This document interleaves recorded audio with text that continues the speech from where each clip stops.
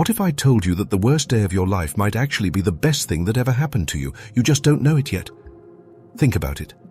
You miss a job interview and you think your career is ruined. Someone breaks up with you and you feel like love is over. You lose something precious and you believe the world is against you. But here's the question. How can you possibly know in that very moment what that event truly means? The truth is, you can't. Life is too complex, too mysterious. Events aren't stamped good or bad when they arrive. They just are. Only with time do they reveal their meaning. And I didn't fully understand this until I lived through it myself. An adventure that began not in real life but in a game. Yet, strangely enough, it changed how I see the real world forever. So let me take you back. There I was, deep inside The Legend of Zelda, Breath of the Wild. My loyal horse, Tide, and I were galloping across the open plains. We had been through countless battles together. Tide wasn't just pixels on a screen. She had become my horse, my partner, my freedom. That day, we were ambushed. Enemies came at me from every direction. Blades flashing, arrows whistling, chaos all around. I leapt off Tide, sword in hand, determined to protect her and finish the fight. The battle raged on. One by one, I cut them down until finally, silence. The dust settled. I turned to look for Tide, and she was gone. At first, I thought she had wandered off. I whistled, scanning the horizon, waiting for her silhouette to appear against the grasslands. Nothing. Minutes passed. I searched everywhere, heart racing. And then, the truth sank in like a dagger. Tide was dead. I just stood there, empty.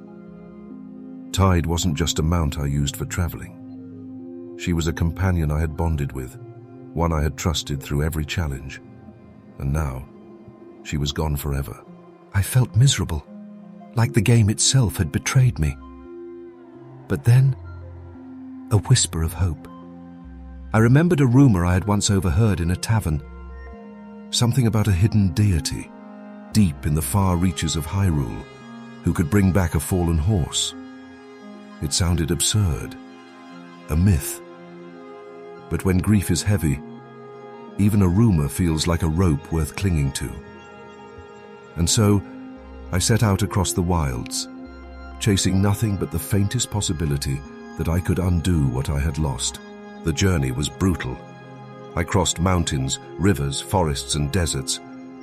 Every step of the way, I carried the weight of Tide's absence. The world felt emptier without her. But then something unexpected happened. Along the road, I stumbled upon a new horse, strong, fiery, and wild. I named him Blaze. Blaze wasn't Tide. He didn't have her calm presence, her loyalty, or her history with me. But he had spirit. He had speed. He carried me when my heart was heavy.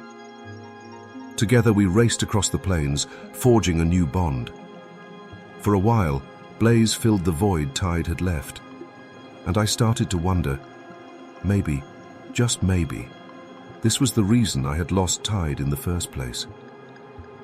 Still, the mission burned in my heart. After days of searching, I finally reached the place whispered about in taverns, the hidden horse god, a deity said to hold power over life and death. My heart pounded as I approached. This was it, the moment I had been chasing since the tragedy began. I begged the deity to save Tide, to undo what felt like an irreversible loss.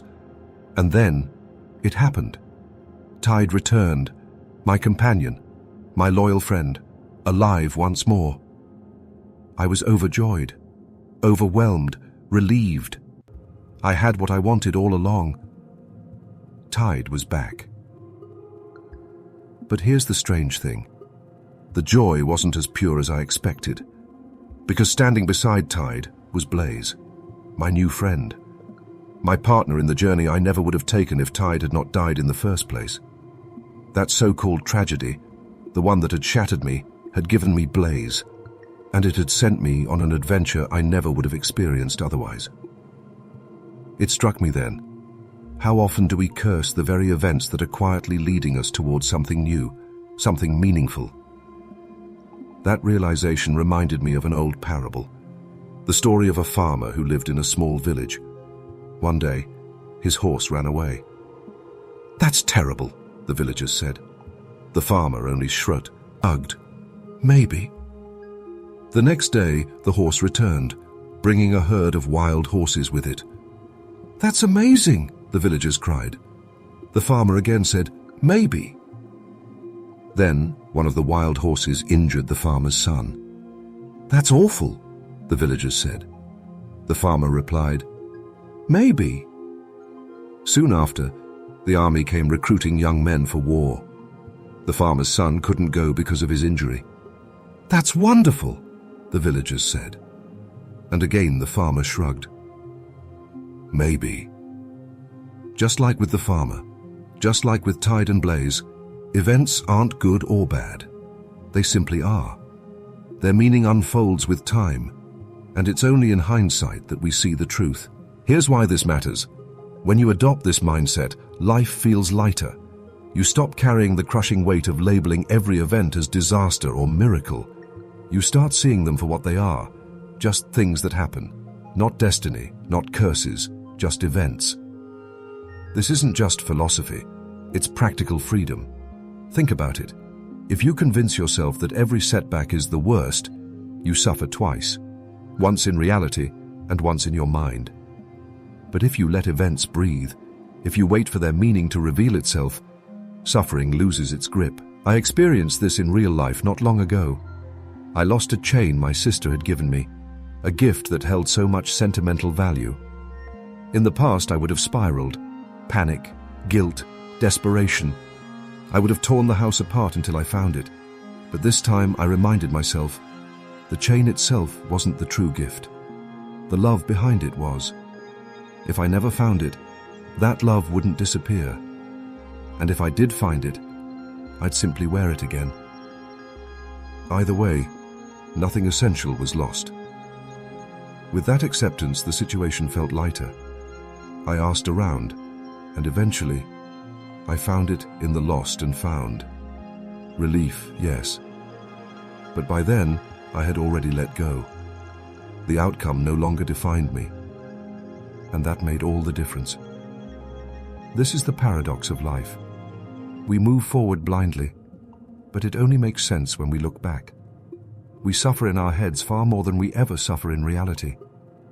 But if you can embrace uncertainty, if you can whisper, maybe, when life throws you a storm, you free yourself. Of course, this doesn't mean you stop trying. Effort still matters. Cause and effect still exist. But results?